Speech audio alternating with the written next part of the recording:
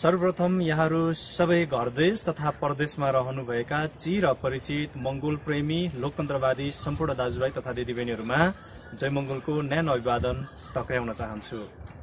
म रिन्छेन दोर्जे तामाङ हाल काठमाडौँ नेपालबाट यहाँहरूको माझमा यो भिडियो मार्फत सार्वजनिक भइरहेको छु।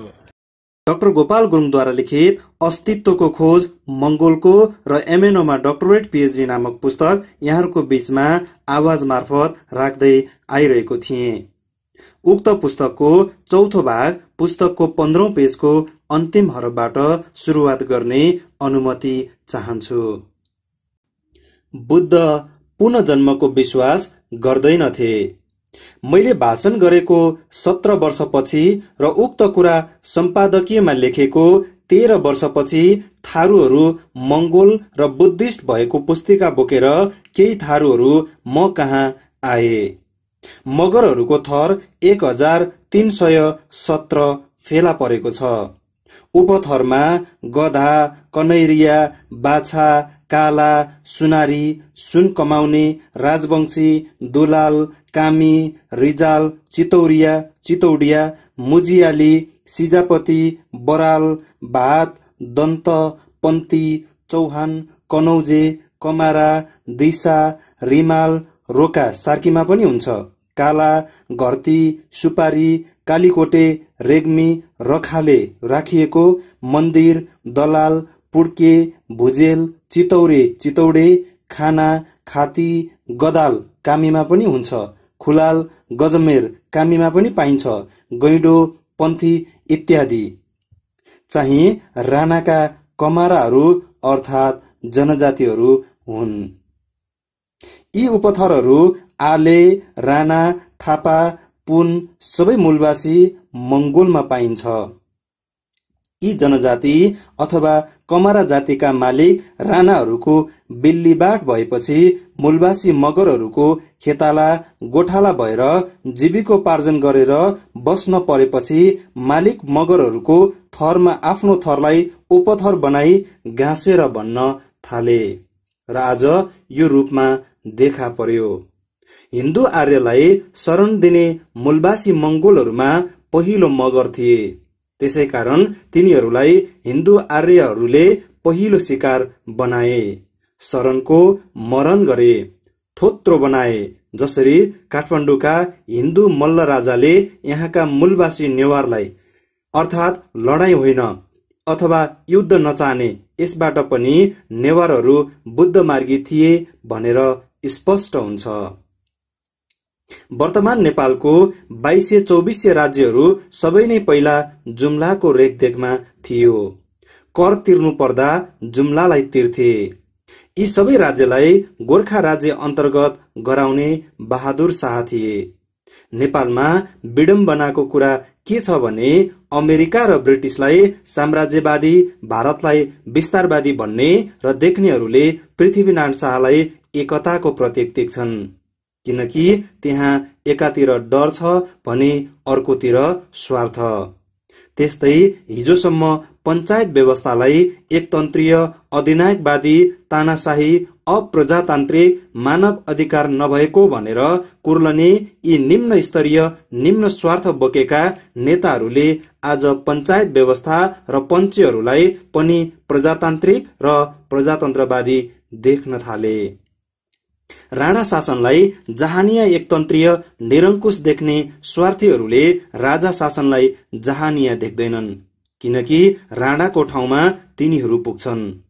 1951 को राजनैतिक परिवर्तन भनेको जहानिया राणा शासकहरूको हातबाट शक्ति खोसिएर जहानिया शासकहरूमा शासन हस्तान्तरण भएको मात्र हो। यहाँ त आमूल परिवर्तन चाहिएको छ। बहुदललाई प्रजातन्त्र भनिने हो भने पञ्चायत व्यवस्था त एक दलीय थियो। प्रजातन्त्र दिवसमा कसरी पञ्चायत व्यवस्था पनि जोडिन्छ? बहुदल त 1951 देखि 1960 सम्म 10 वर्ष र 1990 देखि 2001 सम्म 11 वर्ष गरेर 21 वर्ष मात्र गनिनु र भनिनु पर्थ्यो। के राजालाई खुसी तुल्याउन एकदलीय अप्रजातान्त्रिक तानाशाही व्यवस्थालाई पनि प्रजातन्त्र भनिएको हो? यो सत्यतालाई चेतनशील नेपालवासीले निर्भीकतापूर्वक बुझ्न सक्नु पर्दछ, व्यक्त गर्ने आँट गर्नु पर्छ। एवं क्रममा साम्राज्यवादी हिन्दू आर्यहरूको हातमा नेपालको राजनैतिक र आर्थिक बागडोर पुगेपछि नेपालमा बुद्ध धर्मलाई निर्मूल पारेर हिन्दूवाद अर्थात वर्णाश्रमीहरूबाट अपनाइएको वर्णभेदी नीतिलाई तीव्र पारियो।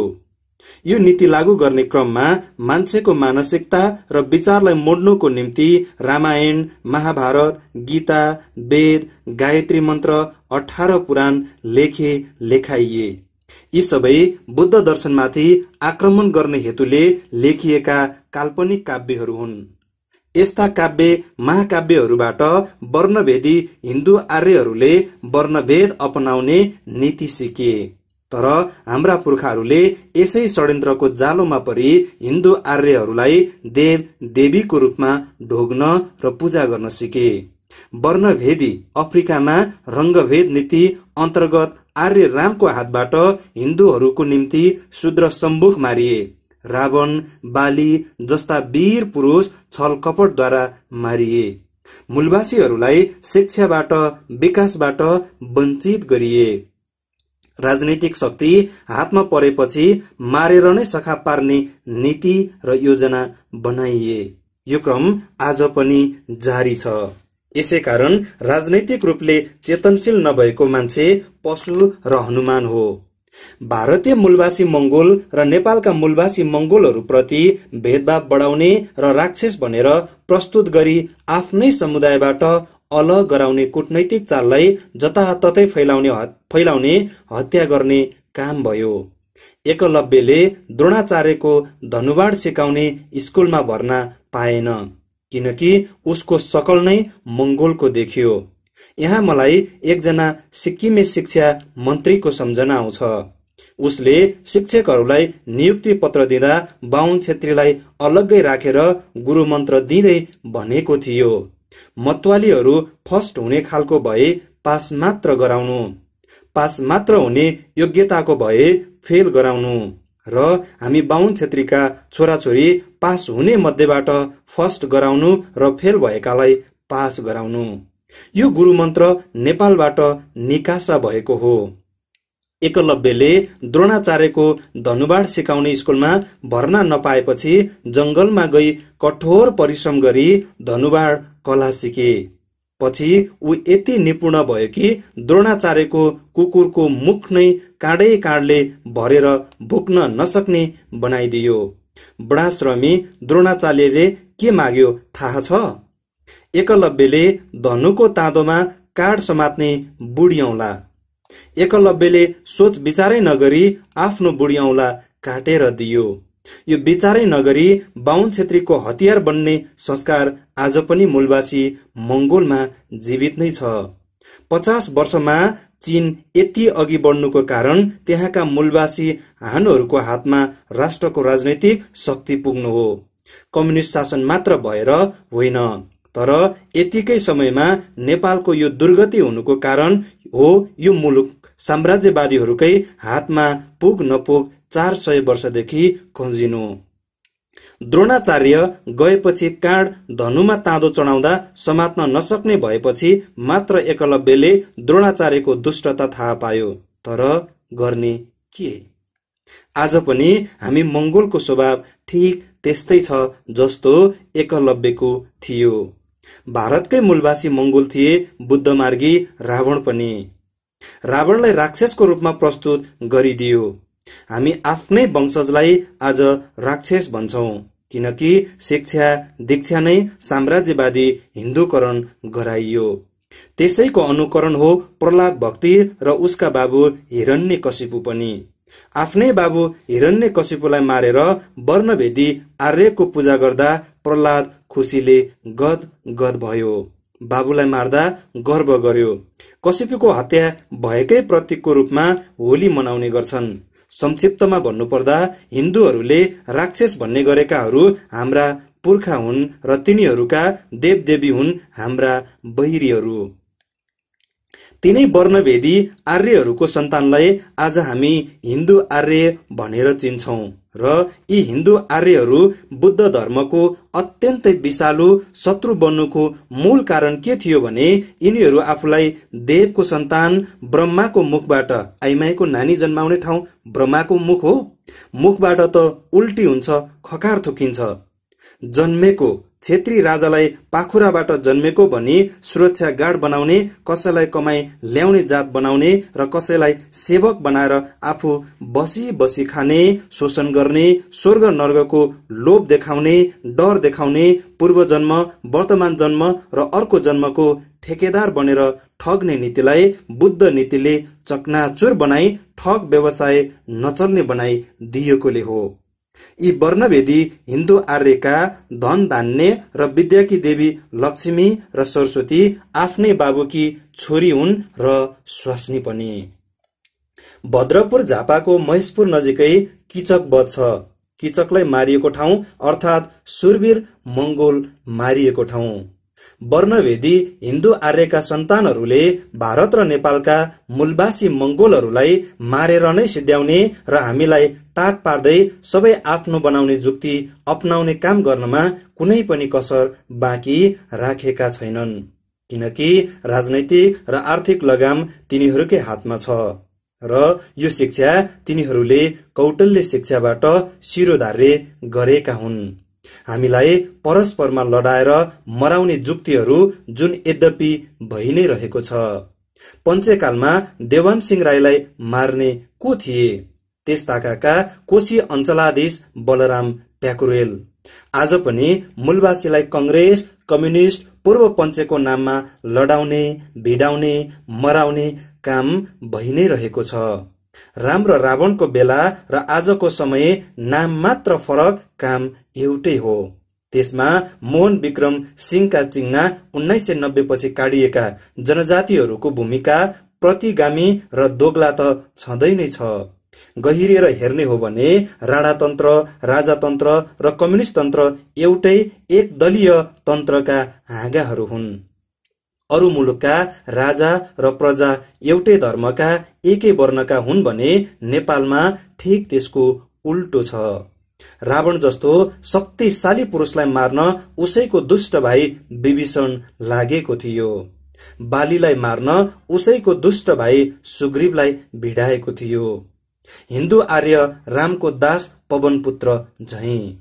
यो काम तिनीहरूले आर्य राम र तिनीहरूका एजेन्टहरूको पद र पैसाको लोभले गरेका थिए, तर पछि दुवैले नगर्ने काम गरिएछ भनेर पछुताए, धुरु धुरु रोए। हजारौं वर्षको भुते हतियार अर्थात् हामीलाई परस्पर लडाएर, भिडाएर, मराएर आफ्नो दुहुनो सोझ्याउने हाम्रो माझमा कुनै नेता निस्केको खण्डमा र साम्राज्यवादी हिन्दू आर्यहरूको हतियार नबनेको खण्डमा साम, दाम, दण्ड, भेद सबै हतियार प्रयोग गरिने गर्छ। ती हुन् तर्साउने, लोभ्याउने, भए नभएको अपवाद प्रचार गरेर बदनाम गर्ने, जनताबाट छुट्याई एक्लो बनाउने, त्यतिले पनि नभए मार्ने, मराउने प्रपञ्च गर्ने गरिन्छ। यस समय ममाथि भेदको अन्तिम हतियार प्रयोग भइरहेको छ, जुन हतियार दक्षिण अफ्रिकी नेता नेल्सन मण्डेलाले लडाईँ जितेर राष्ट्रपति हुनु अघि 4 वर्षसम्म लड्नु परेको थियो। यो अन्तिम हतियार गोराहरूले त्यति बेला प्रयोग गरे जब 27 वर्ष जेल काटे पनि मण्डेला झुकेनन् र गोराहरूले 350 वर्ष धलिमली गरेको एक पक्षीय निर्णय गर्ने र कालाहरूलाई पशु, किरा, फटेङ्ग्रालाई जस्तै व्यवहार गर्ने, घृणा गर्ने शासन डगमगायो। त्यस्ताका एकजना राजनैतिक लेखकले लेखेका थिए, Nelson Mandela was fighting losing battle. Nelson Mandela हार्ने लडाईँ लडिरहेका छन्। अहिले नेपालमा मेरो स्थिति पनि लोसिङ ब्याटलकै छ, तर जित हामी मूलवासी मंगोलकै हुनेछ। जसरी दक्षिण अफ्रिकामा नेल्सन मण्डेलाको जित भयो र 350 वर्षे गोरा शासनको पतन भयो। यो अकाट्य सत्य हो। एक पछि अर्को र अर्को पछि अर्को गर्दै विश्वकै मूलवासीहरू बिउझदै छन्, लडाईँ जित्दैछन्। यो जित हाम्रो पनि जित हो। त्यसैले पनि नेपालमा छिटो असर पार्ने गर्छ। भारतमा हामीलाई जसलाई द्रविड भन्छौं तिनीहरू वंशजको नाताले मंगोल हुन्। हिन्दू आर्यहरूको संस्कृत जिब्रोले बोनबाट बोध त्यसपछि भोट भए जस्तै तामिल भाषा बोल्ने भारतका मूलवासी मंगोलहरूलाई संस्कृत जिब्रोले तामिलबाट दामिल, दामिलबाट द्राविड भनियो। यो सत्य तथ्यमाथि मैले आफ्नो केही वर्ष अघि मुम्बई, नागपुर, चन्द्रपुर र बल्लारपुर, जहाँ मलाई नगरवासीले त्यहाँका मेयरको सभापतित्वमा नागरिक अभिनन्दन गरेका थिए, आफ्नो भाषणमा व्यक्त गरेको थिएँ। मलाई human rights violation in Nepal and India, Nepal र भारतमा मानव अधिकारको हनन विषयमा बोल्नुको निम्ति निम्त्याइएको थियो। नागपुर नागाहरूको राजधानी थियो र नागा मंगोल हो, द्राविडकै एउटा शाखा हो। यस्तै अर्को ठाउँ वारेङ्गलको काकटिया युनिभर्सिटीमा भारतमा जातिवादी राजनीति, कास्ट पोलिटिक्स इन इन्डिया मेरो लेखको शीर्षक थियो। एवं रीतले पटनामा अखिल भारतीय पिछडा वर्ग संघमा all India backward classes federation वरिष्ठ अतिथिको रूपमा निम्ताइँदा पनि हामी मूलवासी भएको विचारहरू व्यक्त गरेको थिएँ। यसपल्टको निम्तोमा लन्डन जान पाएको भए नेपाल र भारतका अछुत जनजाति बन्जराहरूले ती मुलुकहरूको मूलवासीको भाषा, संस्कृति, पोसाकलाई कसरी बाहिरी मुलुकमा पुर्याउन मद्दत गरेका छन् टपिक्समा बोल्ने विचार थियो, तर जाने चाँजो मिलाउन सकिएन। भारतीय जनजाति बन्जराहरू भारतीय संस्कृति विदेशी भूमिमा लैजानेहरू हुन्। Indian gypsies a carrier of Indian culture of foreign lands एउटा शीर्षक पनि थियो। नेपालमा अछुत जनजाति फिरिङ्गे अति शूद्र हिन्दू समाजमा कुकुर भन्दा तल्लो श्रेणीको निम्ति अलग्गै हण्डी छुट्याइनु हुँदैन। हिन्दू समाजका अति शूद्र जातिहरूमा कुकुर भन्दा तल्लो श्रेणीका जनजाति कामी, दमाई, सार्की, गाइने र च्यामीहरू एउटै तहका जाति हुनाले यिनीहरूको विकासे हण्डी एउटै हुनुपर्छ। परन्तु सुरुमा नेपालका मूलवासीहरूकै खेताला गोठाला गरी जीवन धान्ने गर्नु परेका राजस्थानबाट भित्रेका कमारा समुदायले विश्वलाई नेपालको मूलवासीको नाममा ठगेका छन्। यिनीहरूले 1993 संयुक्त राष्ट्र संघको मानव अधिकार सम्बन्धमा जुन रिपोर्ट पेश गरेका थिए त्यो जनजाति फिरिङ्गेको नामबाट नभएर मूलवासी इन्डिजिनियसको नामबाट छ, जुन यस प्रकारको छ र यस समयमा विश्वमा मूलवासी इन्डिजिनियस दशक मनाइँदैछ, तर जिप्सिस दशक होइन, त्यो 04 सम्म रहनेछ। अस्ट्रियाको भियनामा संयुक्त राष्ट्र संघको आयोजनामा 1993 को जुन 24 देखि 25 मा अधिवेशन सम्पन्न भएको थियो र त्यसमा प्रधानमन्त्री गिरिजा प्रसाद कोइराला पनि पुग्नु भएको थियो। जनजाति समूहमा तथा कथित कम्युनिस्ट मण्डले दरबारीहरूको जमघट छ। त्यहाँ जनजातिको एउटा टुकडीलाई पनि पठाइएको थियो। तिनीहरूले त्यहाँ मूलवासीको नामबाट एउटा झुटो प्रतिवेदन पेश गरे, जुन 22 पन्नाको छ। त्यस रिपोर्टको नाम country paper of indigenous peoples of Nepal थियो। नेपालका मूलवासी माथिको मुलुकी पत्र भनेर बुझाए। यी ठगहरूले country paper of gypsies people of Nepal, नेपालका जनजाति बन्जराहरू माथिको मुलुकी पत्र भनेर किन लेखेनन्? यो तयार गर्ने समूहले पनि जनजाति बन्जरा नभनेर मूलवासीकै नाम राखेको थियो, जसको नाम थियो the national committee for the international year 1993 for the old indigenous peoples of Nepal. विश्व वर्ष 1993 को निम्ति नेपालका मूलवासीहरूको राष्ट्रिय समिति नाममा बुझाइएको थियो। किन नेपालका जनजाति बन्जारा भनेनन्? किनकि अन्तर्राष्ट्रिय मूलवासी दशकको घोषणा संयुक्त राष्ट्र संघबाट गरिएको छ, यसबाट पैसा आउँछ। त्यसैकारण जनजातिहरूले मूलवासीको नाममा नचाउने, गाउने, बेला बखत अधिवेशन गराउने काम गर्छन्। यो ठगी व्यापार हो, किनकि अन्तर्राष्ट्रिय क्षेत्रलाई मूलवासी इन्डिजिनस भनेर ढाँटिरहेका छन्। यस कामको निम्ति 30 जनाको कमिटी छ र केही दरबारियाहरू अदृश्य रहने गर्छन्। यस कमिटीमा रामानन्द प्रसाद सिंह, सीताराम र परशुराम तामाङ, हर्क गुरुङ, भिक्षु सुदर्शन, हरिवंश किराँत, हर्षबहादुर बुढामगर, मैतलाल गुरुङ गोताने, पद्मरत्न तुलाधार, पागल सिंह मेचे, त्रिरत्न साक्य, सुरेश आले पनि छन्।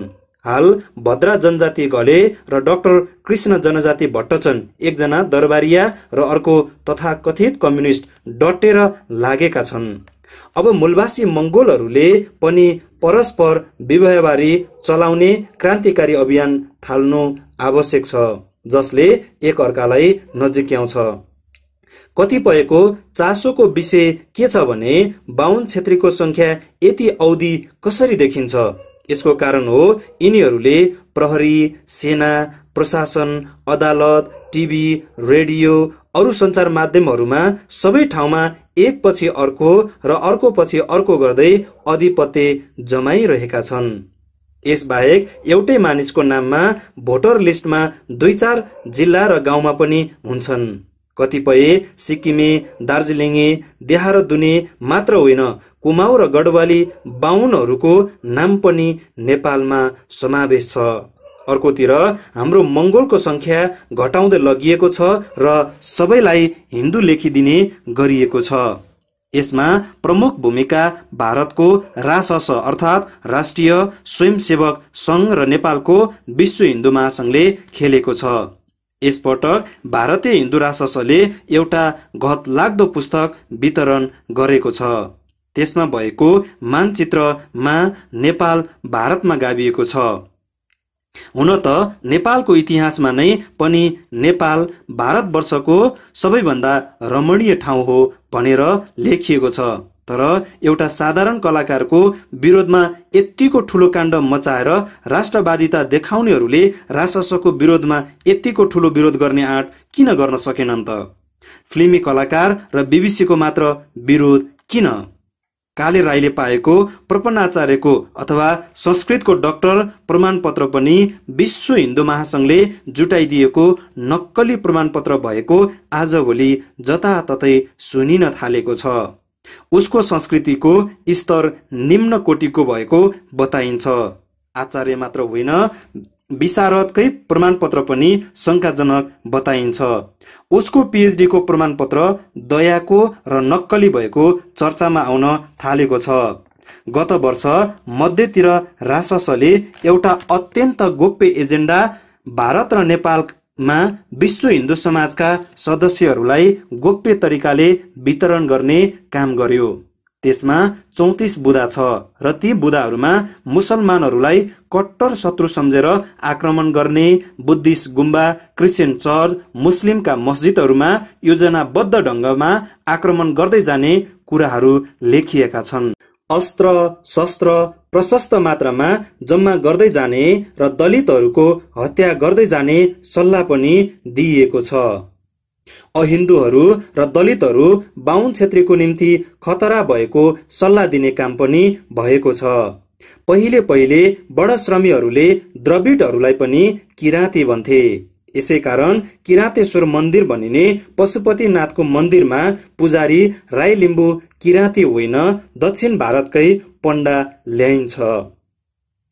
कुनै मान्छेसँग बीए पास गरेको प्रमाणपत्र छ तर योग्यता चाहिँ एसएलसी को पनि छैन भने अवश्य नै उसको बीए को प्रमाणपत्र नक्कली हो।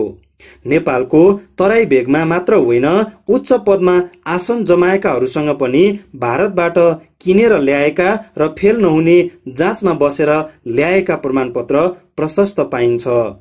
केही दिन अघि मात्र नक्कली प्रमाणपत्रमा काम गर्नेको संख्या 35,000 भएको बताइएको छ। पञ्चायतकालमा एकजना बाहुन मन्त्रीको छोरो आइएको जाँचमा बस्न फारम भर्यो। पछि उसले भारतको एक ठाउँबाट आइएससी को राम्रो डिभिजनको मार्कसिट ल्याएर डाक्टर पढ्न गयो। एकजना बाहुन गोठालोको छोरोले जेनतेन प्रकारले एसएलसी पास गर्यो। अनुहारकै नाताले र थरको सम्बन्धले ऊ स्वस्थसँग सम्बन्धित ठाउँमा कर्मचारी हुन पुग्यो। पछि डाक्टर बन्यो। एकजना खरदारले एकजना शिक्षा मन्त्रीलाई चुनावमा सघाएको साइनोको कारणले गर्दा अर्कै एकजना कलाकारको नामको निम्तोमा मन्त्रीले जापान घुम्न पठाइदिए।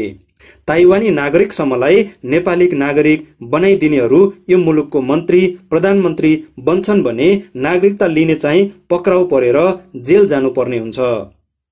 यो मुलुकमा भर्खरै तराईमा नागरिकता लिनेले नेपाललाई कसरी फिजी र सिक्किम बनाउँछ।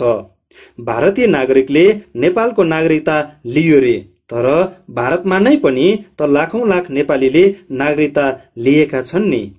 अर्को कुरा, नेपालकै राजा राणा क्षेत्रीहरू बाहुनहरू पनि त हिजो आएका भारतीय हुन् नि। आज पनि कतिपय बाहुनहरूको नागरिकता र सम्बन्धित व्यक्तिहरू कुमाऊ र गढवालमा छन्। केही महिना अघि मुम्बईमा पासपोर्टको निम्ति पक्राउ पर्ने केही नेपाली भनिनेहरू यही हाँसका हुन्। नेपालमा त अराष्ट्रिय तत्त्व सबभन्दा बेसी राष्ट्रवादी भाषण छाड्दछन्, उपदेश दिने गर्छन्। आफूहरू मात्र राष्ट्रवादी, अरू सबै अराष्ट्रवादी भएको दाबी गर्छन्। वास्तवमा अराष्ट्रवादी तिनीहरू नै छन्। भ्रष्टाचारी, तस्करी, घुसखोरीहरू सबैभन्दा बेसी राष्ट्रियताको कुरा गर्छन्। यहाँ त राष्ट्रवादीहरू अराष्ट्रवादी, अराष्ट्र तत्त्वहरू राष्ट्रवादी। मूलवासीहरू प्रवासी, आप्रवासी, आदिवासी, ठेट नेपालवासी, मूलवासी। ठगी मुद्दामा जेल सजाय पनि भोगेको ठग बाहुन भानुभक्तको नाममा जताततै चोक, बाटोघाटोहरू वेदव्यासको नाममा गुफा र घाटहरू बनाएर बृहत रूपमा हिन्दुत्वको नारा दिनेहरू राष्ट्रवादी हुन् कि अराष्ट्रवादी? भोलि आप्रवासी, मूलवासी, मूलवासी जनजाति बनाइने विशालु भूमिका खेलिँदैछ। यहाँ पाटन ढोकाबाट प्रकाशित हिमालको सेप्टेम्बर अक्टोबर 1995 5मा अङ्ग्रेजी भोटे, लाप्चे र नेपालीको पहिचानको तस्बिर छापेको थियो। नेपालीको तस्बिरमा गुन्यू चोली सिन्दुर पोतेमा सजिएकी एउटी बाहुनीको तस्बिर थियो। हिमाल पत्रिकाका सम्पादक राममणि दीक्षितका नाति हुन्।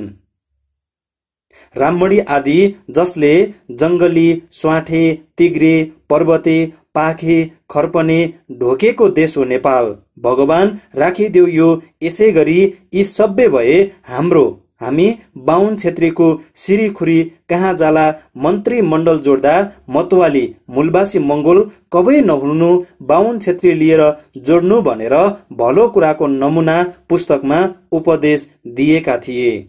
बाजेले यो देश बाहुन क्षेत्रीको नभएर खर्पने, स्वाठेको भएको सुझाव व्यक्त गरेका थिए भने नातिले यो नेपाल बाहुनको मात्र हो भन्ने आशयको तस्बिर छापियो। वास्तवमा बाहिरी जनतालाई यो देश नेपाल हिन्दू आर्यको हो भनेर पहिचान गराइएको छ र प्राय नै बाहिरी मुलुकहरूले नेपाली भनेपछि हिन्दू आर्यलाई नै चिन्ने गर्छन्। हामी मूलवासी मंगोललाई त नेपालमा बस्ने भनेर जान्दछन्। त्यही पनि आजभोलि त जनजाति, फिरिङ्गे, जिप्सीको अभियानले झुकिने गर्छन्। यिनीहरू सबै नै जनजाति बन्जारा हुन् कि भनेर। त्यसबाहेक पैसाको लोभमा पढन्ते मूर्खहरूलाई आदिवासी बनाउने लेखहरू लेखाइरहेका छन्। यसको दूरगामी परिणाम मूलवासीहरूमा अत्यन्त खतरनाक बन्ने पक्का छ। त्यसैकारण संयुक्त राष्ट्र संघले विश्वको मूलवासीमा इन्डिजिनियस नेपाललाई नलिएर भारतलाई मात्रै लिएको हो कि?